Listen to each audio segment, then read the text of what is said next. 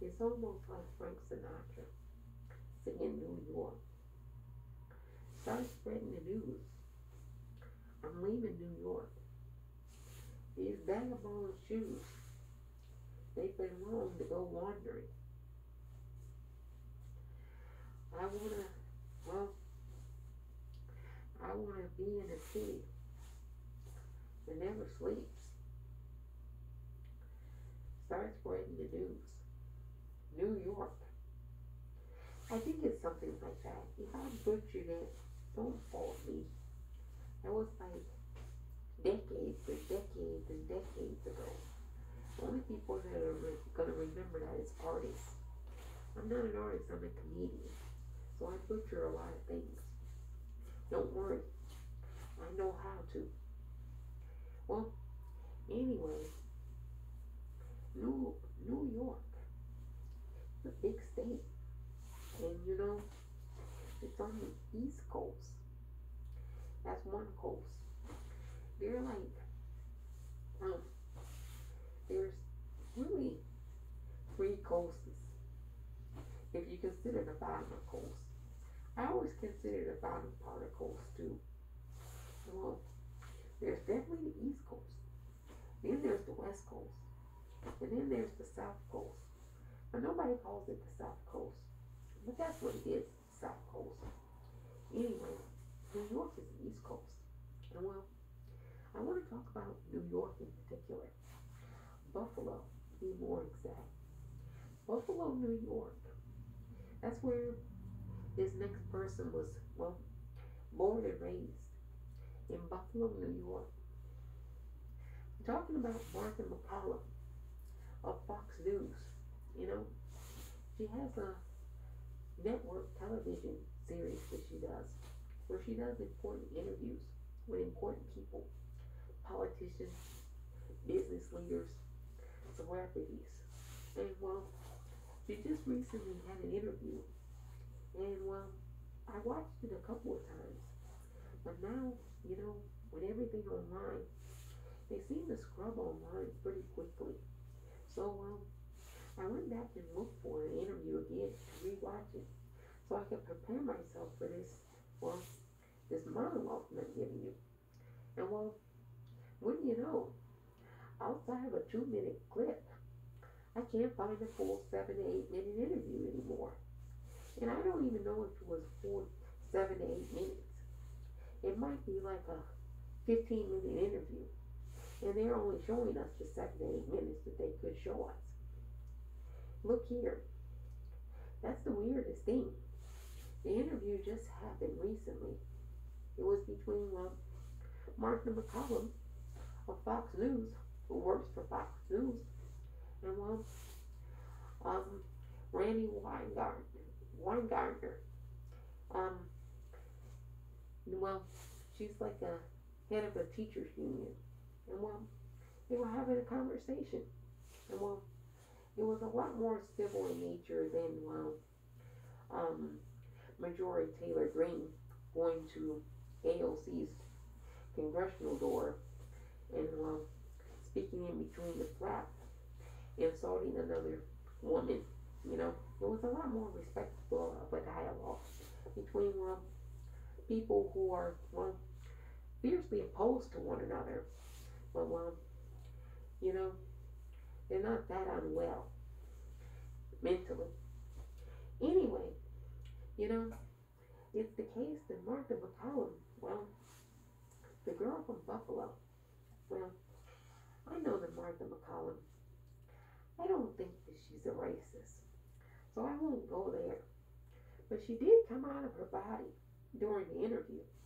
If you can ever find it, you need to go and play that interview. That's a lesson in somebody coming out of their body. She was, she was worked up. She was animated, to say the least. And maybe that's why the online community took it down. Because they don't want you to see a journalist like Martha MacCallum worked up, animated. And now you're asking because you're intrigued. I know how you think out there. The viewers are very intelligent of this programming. They're trying to say that you're not intelligent, but you don't know, what you're viewing. And, what you're viewing is like somehow beyond the pale. And, I tell you, the people that present you the pale, they're more than likely beyond it themselves. I'm a moderate. I'm deep in the middle. I'm not beyond the pale. I call it pale what it is. I call it balls and strikes. And, you gotta see the video one of these days when they put it back up online. Martha MacCallum and Randy Weinsgardner, who's the head of that AFT teachers union thingy. Man, it was a good interview. I really wish they had left it up. But they took it down because they knew I was going to talk about it. Well, anyway, it involved critical race theory. And, I got a question for you. Does anybody know what critical race theory is? You know, our media keeps telling us critical race theory, but they're not explaining what it is. You know, I hate being told something, and I'm scratching my head wondering what exactly it is because nobody's telling me what it is. Well, then you hear the explanations on, certain shows like Fox about the 1619 Project. And, what do you know? Critical race theory, a whole, theory that examines whole multifaceted institutions and systems of everything. Well, it gets boiled down to like being about slavery in 1619, which is an element of critical race theory. But that's like saying, I have peanut butter in my cabinet, and you also have jelly, ketchup, ranch, Dijon, all kinds of other like crackers, like sardines, Chips Ahoy. You got a lot of things in your cabinet. But somebody asks you, what do you have in your cabinet? And you tell them peanut butter. And then they're left thinking, you just got peanut butter in your cabinet. You don't have anything else in there. But that's not actually true. You've got plenty of other things like I just mentioned. And that's what the media is trying to do with critical race theory. Summarize it up into a nice little pretty bow and make people feel comfortable. Because at the end of the day, it's all about comfortability. And, if people don't feel comfortable, they're bound to let you know in one way or the other. And, a lot of people have an uncomfortability about talking about slavery, especially Americans, because, we know it wasn't very good. That's the least of it. But, we don't know how bad it was. And, critical race theory kind of examines that, kind of gives us a lens as to how bad slavery really was for the empire, for the nation, for the republic that became America. You know, it tells us, points the dot right to, the problem area. Well, this problem just didn't arise. If you actually go and look up the actual theory of critical race theory, you find out that it was actually invented in universities. It came out of Yale University way back in a time machine of 1970. We're in, remind me again, 2021. And now all of a sudden now they're talking about critical race theory, something that was invented in 1970. I'm scratching my eye here. Something doesn't add up. You know what doesn't add up? People can't be honest. People have to lie. They have to distort. Now kids, remember, I told you everything is deception. Everything is a magic trick, including human behavior. It's a magic trick. It never alters in deviation. It's a constant and pathetic liar.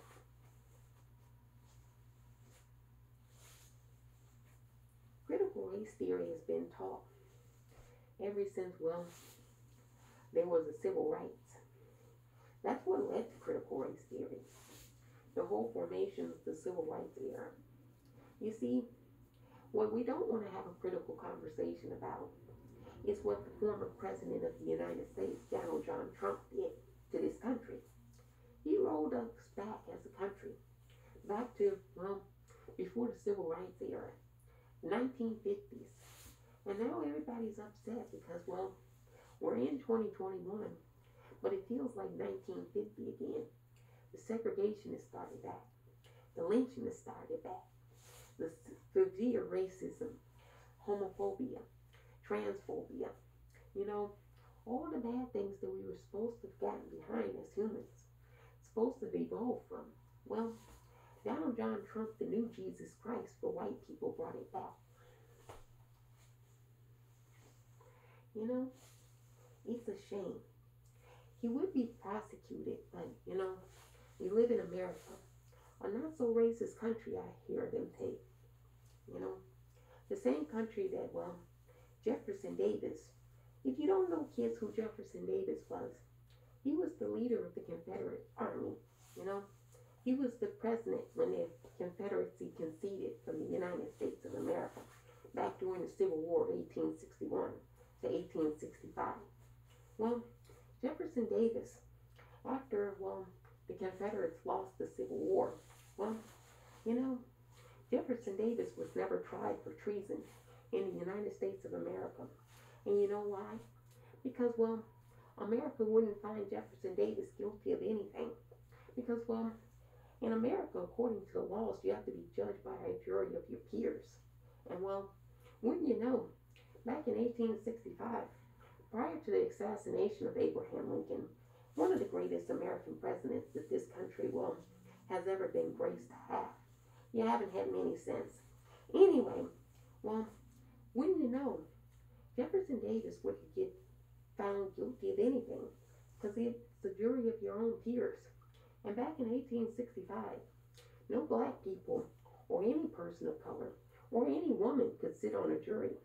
It was all land-holding, cisgender, straight white, Anglo-Saxon males to sit on juries. You think 12 people like that would have found Jefferson Davis guilty of jack shit? That's not funny, but it kind of is, so you can laugh. They wouldn't have. Well, we're not a racist country. You don't want to offend people's sensibilities about anything, you know, nowadays, like telling the truth. You know, it's ironic that nobody wants to do it, but everybody says they're doing it.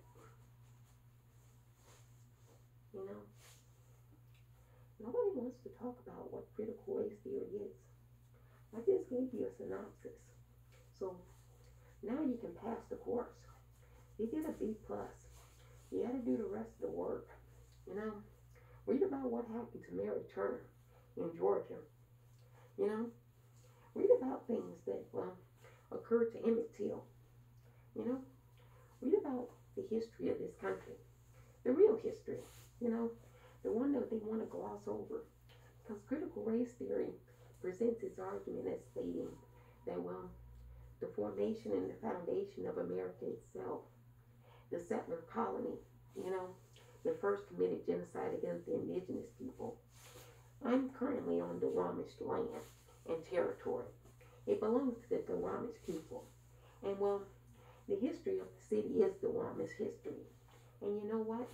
In 2021, it should be land back to the Duwamish people.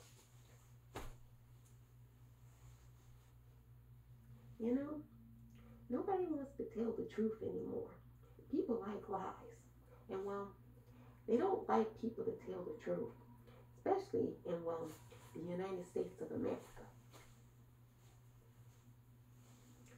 You know, I heard a story, and, well, it was interesting. I was watching the video, and, well, the woman was crying. She was really upset, and I had to turn up the volume to see what was upsetting her. And she said, I don't want my kids to be learning about critical race theory. And she was crying. She didn't mention what critical race theory was. She didn't mention what they are learning currently. She didn't mention what she wants them to learn. She just said she doesn't want them to learn about critical race theory. Now, I bet you if you ask this, well, this parent, what her idea of what critical race theory would be, she wouldn't know jack shit about anybody that, well, formatted the theory of critical race theory. Don't you have to know about the, well, the philosophers of something before you can determine whether you're in favor of it or not in favor of something.